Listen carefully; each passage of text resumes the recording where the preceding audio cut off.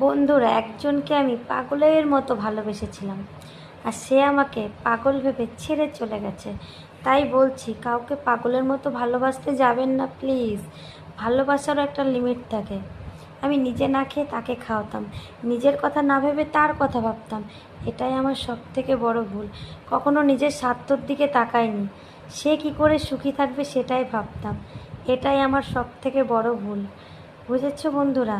অনেক সময় আমরা মানুষকে এতটা কেয়ার করি, সে আমাদের সস্তা ভেবে বস্তা ভরে ডাস্টবিনে ফেলে দেয়।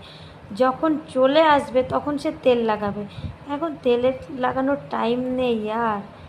जो हो गया सो हो गया और नहीं होगा। আমার সঙ্গে কে কে একমত বলো?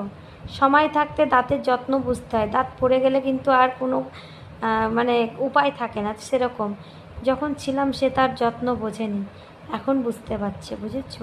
আমার সঙ্গে কে কে একমত একটু কমেন্টে জানাবে প্লিজ।